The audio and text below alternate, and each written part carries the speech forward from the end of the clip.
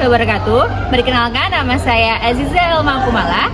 Saya adalah mahasiswa Pendidikan Profesi Guru LPTK Universitas Islam Negeri Salatiga tahun 2025. Di sini saya akan menampilkan video uji kinerja saya, yaitu tentang materi ruqsah yang ada di SMP Negeri 8 Magelang. Selamat menyaksikan.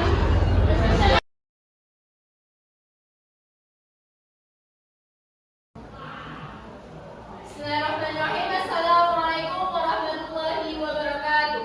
Waalaikumsalam warahmatullahi wabarakatuh. Baik, sebelum kita memulai pembelajaran pada pagi hari ini, kita awali dengan berdoa terlebih dahulu. Silahkan sahabat pimpin doa.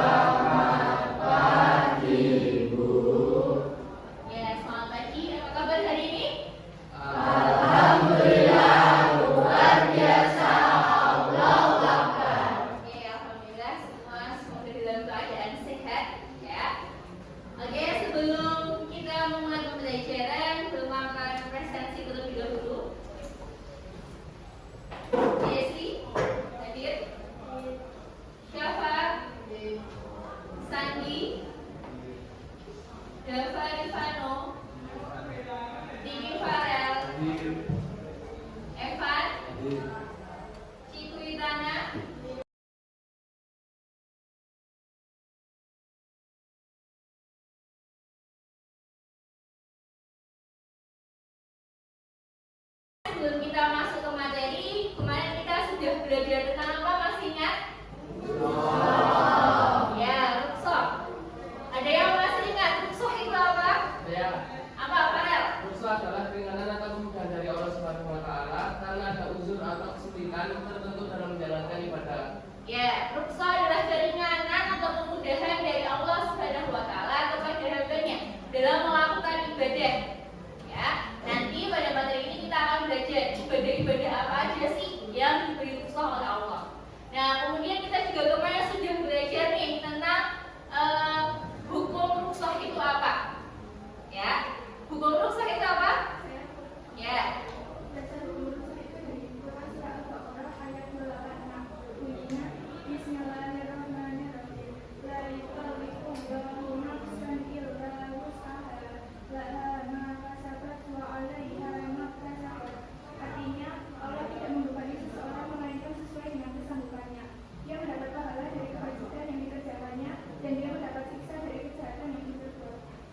Jadi itu adalah dasar hukumnya.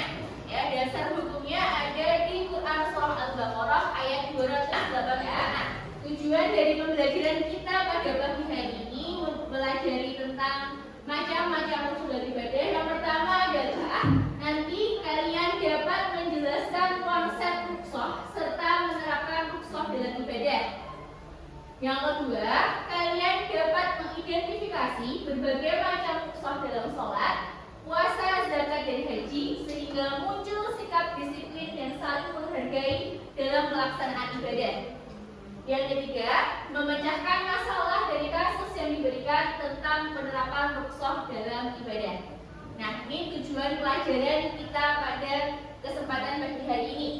Nah, nanti kita akan melakukan penyampaian materi dari Bu Elma, kemudian nanti kita ada diskusi. Ya, untuk kesempatan pagi hari ini kita hanya membahas dua macam ibadah dulu, yaitu puasa dan sholat.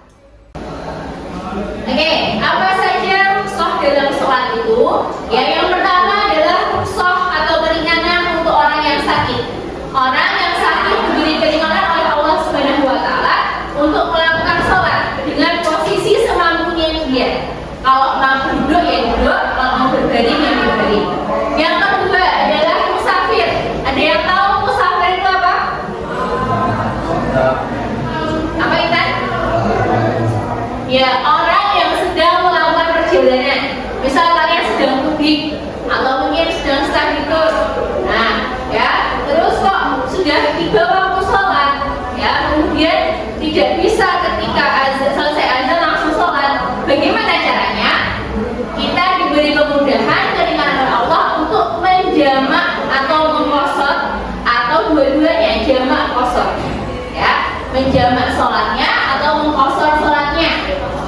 Menjamak adalah menggabungkan sholat. Ya, misal sholat zuhur dengan asar, ya, maghrib dengan isya, seperti itu. Nah, qasar adalah meringkas yang tadinya 4 rakaat menjadi 2 rakaat. Ya, begitu. Jadi kita diberi keringanan, boleh menjamak dan mengqasar sholatnya. Kemudian yang ketiga, tayamum. Ada yang tahu tayamum itu apa? Kita ada yang tahu? Kita tahu nggak tayamum itu apa, kita? Oh, nggak tahu. Jessi? Nggak tahu. Ada yang tahu tayamum itu apa? Apa? Melani? Tahu? Oh, nggak tahu. Ada yang tahu tayamum? Atau yang pernah melakukan tayamum? Ya, siapa? Belum pernah? Oke, tayamum itu ya adalah kondisi jika tidak ada air. Mau pengen wudu tapi tidak ada air. Nah, itu bisa dengan tayamum. Karena tidak bisa menggunakan air untuk wudu, maka boleh menggunakan debu. Nah, itu ya, itu tayamum. Jadi misal kamu di sekolah tiba-tiba airnya mati semua, ya nggak ada air sama sekali. Terus bukan berarti kamu harus meninggalkan sholat.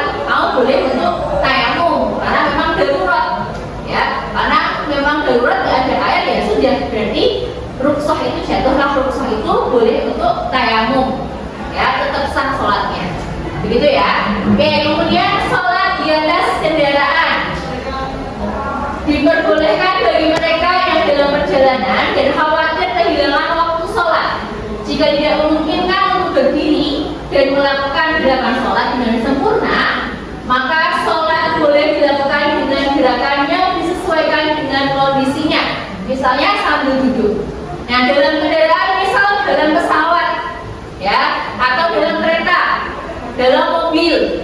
Ya, mungkin ketika di mobil terus di jalan tol, ya, macet, kemudian mau di rest area nggak ada, benar-benar macet, mau sholat nggak bisa, ya terpaksanya di atas kendaraan diperbolehkan. Kalau bisa menghadap kiblat, ya menghadap kiblat, ya dilakukan dengan sempurna seperti layaknya sholat. Tapi kalau memang terpaksa tidak bisa, Allah memberikan keringanan. Sebisanya rukhsah puasa. Beberapa orang yang diperbolehkan, ya, tidak berpuasa. Nah, yang pertama orang sakit. Orang sakit yang dia dikhawatirkan kok nek poso, nek puasa nanti akan menjadikan dia tambah sakit. Ya, itu boleh dia tidak berpuasa.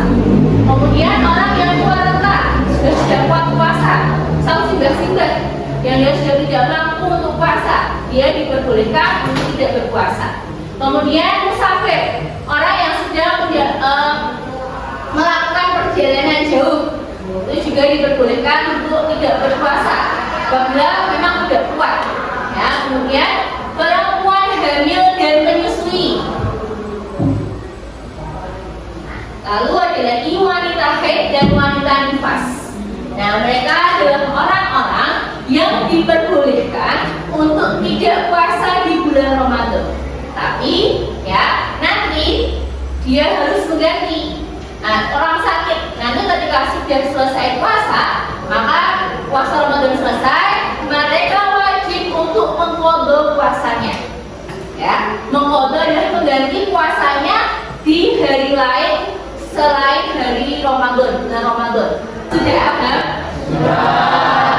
Baik, kalau sudah paham, sekarang Bapak minta tolong buatlah kelompok yang terdiri dari 5 orang. Sebelum kita diskusi dengan kelompoknya masing-masing, Bapak akan memberikan contoh kasus terlebih dahulu. Kita simak bersama. Ya, kita pecahkan masalah ini bersama dulu, ya, sebelum nanti kalian akan pecahkan masalah di kelompoknya masing-masing. Nah, contoh kasus, alias sedang sakit demam dan batuk berat menjelang puasa Ramadan. Ketika periksa ke rumah sakit, dokter menyarankan untuk banyak minum dan istirahat total selama beberapa hari. Nah, pertanyaannya, apakah kalian tetap wajib berpuasa. Ya atau tidak? Kakek tidak? Wajib berpuasa. Iya, wajib berpuasa. Oke, ada yang bisa menambahkan? Benar apa enggak jawabannya tidak? Siapa yang bisa memberikan jawaban yang benar? Saya, Bu. Oke. Kita wajib berpuasa apabila dikhawatirkan mengganggu kesehatannya. Oke, ya. Jadi kalau dia memang sakit, ya, maka dia tidak wajib berpuasa. Kalau dikhawatirkan akan mengganggu kesehatannya, ya, daripada engkau malah tambah sakit, ya, Allah memberikan rukhsah keringanan tidak berpuasa. Ya. Kemudian apa rukhsah yang diperbolehkan atau yang diberikan? Oke, ulangi. Boleh tidak berpuasa dan mengkorbankan puasanya setelah bulan Ramadan. Ya, boleh tidak berpuasa, tapi dengan catatan harus mengqadha puasanya sesuai dengan hari yang ditinggalkan. Misal kalau dia tidak puasa 3 hari, berarti nanti setelah selesai Ramadan dia harus mengqadha puasanya sebanyak 3 hari. Ya, begitu. Nah, sampai sini sudah paham? Oke, ada yang mau ditanyakan? Tidak. Oke, kalau tidak ada, Gulma akan membagikan LKPD. Ya, nanti silahkan diskusikan dengan teman kelompok kalian, ya. Dan nanti setelah itu kita presentasikan. Ya, nanti sekalian ditunjuk siapa yang nanti akan presentasi. Ya, oke.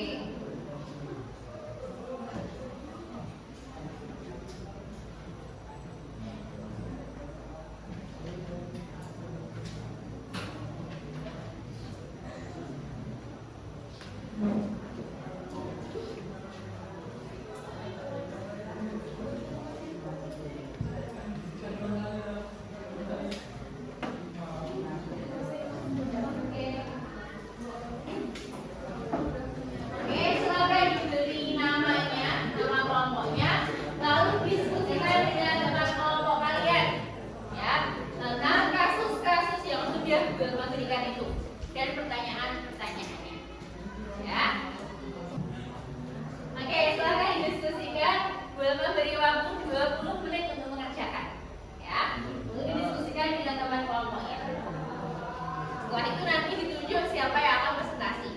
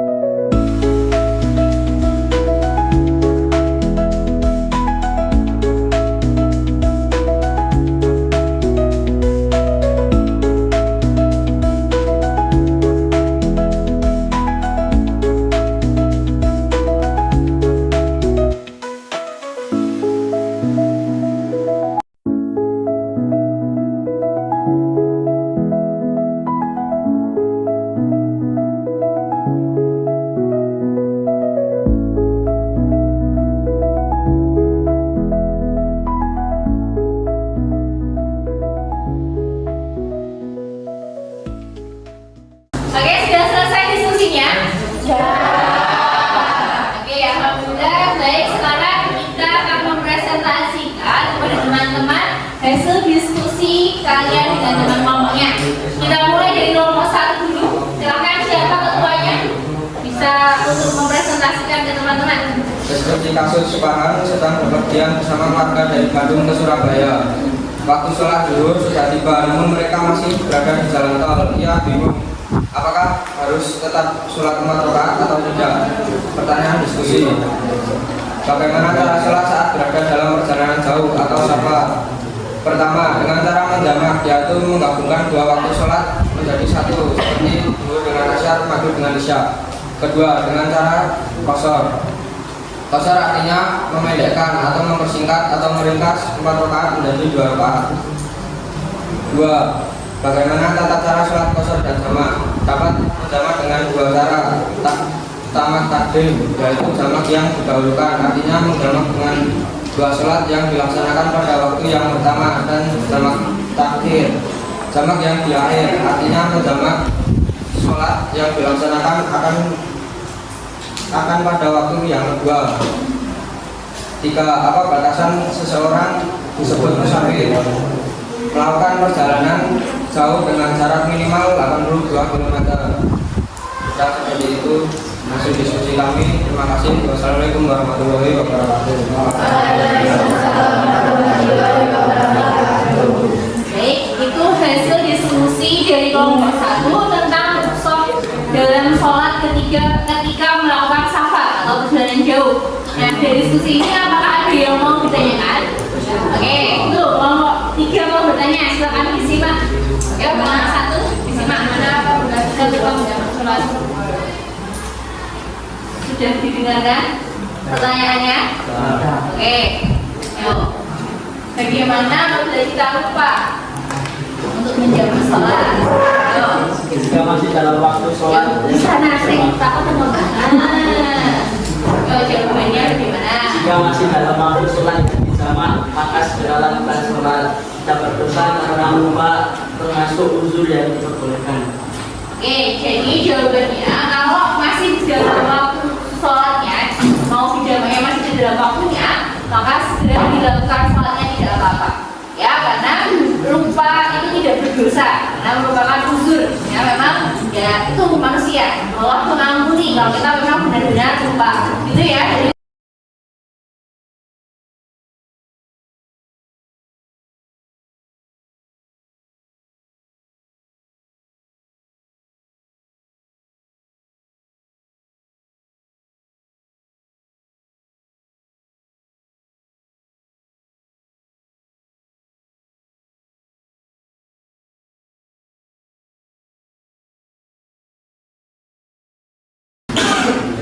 oke, selanjutnya untuk kelompok terakhir, kelompok 5, silahkan dipresentasikan dan diskusinya.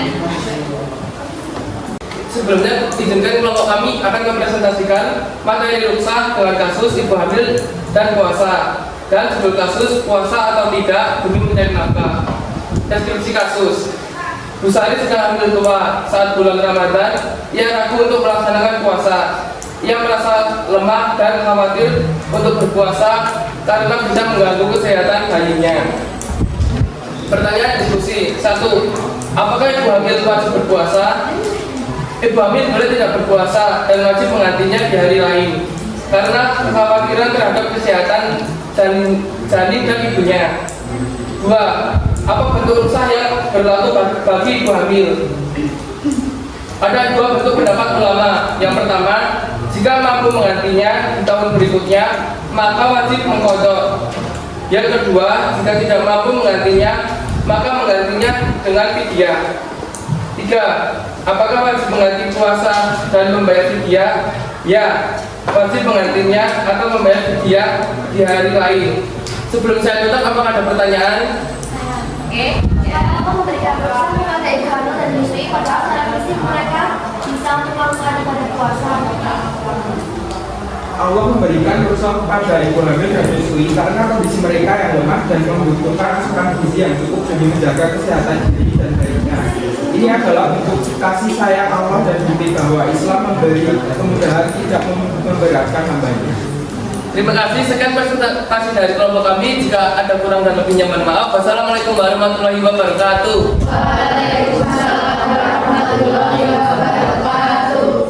Oke, baik, itu adalah hasil presentasi dari kelompok 5. Ya, tadi ada yang menanggapi, ya, bertanya apakah ibu hamil dan menyusui itu ya boleh tidak berpuasa ya. Kenapa? Ini padahal secara fisik kelihatannya dia mampu ya. Tadi dijawab oleh kelompok 5 ya, karena kekhawatiran ya untuk kesehatan bayinya dan juga ibunya, karena namanya ibu hamil, ibu menyusui itu ya, terutama ibu hamil sudah dijelaskan dalam Al-Quran. Nah, kita lihat juga bahwa ibu hamil itu merasakan kesakitan yang bertambah-tambah ya, kesakitan yang luar biasa. Makanya Allah memberikan keringanan, rukhsah ya untuk tidak berpuasa. Biar apa? Ibunya sehat, janin yang dikandungnya juga sehat. Tapi kalau dirasa dia mampu dan bayinya baik-baik saja, tidak ada gejala yang membuat bayinya nggak enak di perutnya dan sebagainya, maka boleh untuk berpuasa. Begitu ya. Oke, ada yang mau ditanyakan atau memberi tanggapan terkait diskusi dari beberapa kasus yang sudah dipresentasikan? Oke, kalau tidak ada, baik, begitu tentang apa yang sudah kita pelajari hari ini ya. Untuk LKPD-nya silahkan dikumpulkan. Baik, itu adalah beberapa kasus yang sudah kita diskusikan. Harapannya dengan apa yang sudah kalian bahas dengan teman kelompok kalian bisa menambah pemahaman kalian tentang penerapan rukhsah dalam sholat dan puasa. Nah, dari apa yang sudah kita pelajari tadi dengan pemaparan materi dari Bu Elma, kemudian diskusi dengan beberapa kasus yang ada yang bisa menyimpulkan pembelajaran hari ini?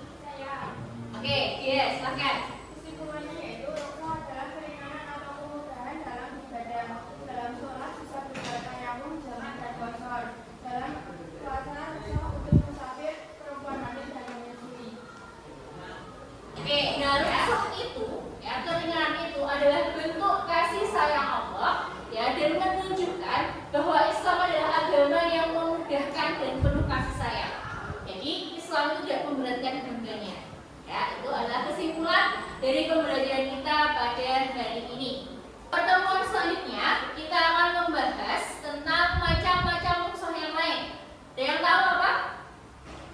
Apa? Ada beberapa detail. Apa? Ya, rukhsah dalam zakat dan rukhsah dalam haji. Jadi besok, pertemuan besok kita akan membahas tentang rukhsah dalam zakat dan rukhsah dalam haji ya. Itu materi yang akan kita pelajari minggu depan. Oke? Itu untuk materi kita. Ada yang ditanyakan? Oke, kalau tidak ada, mari kita tutup kegiatan pembelajaran pada pagi hari ini dengan membaca doa kafaratul majlis. Subhanallahumma wa bihamdika asyhadu an la ilaha illa anta astaghfiruka wa atubu ilaik. Terima kasih atas partisipasi semuanya.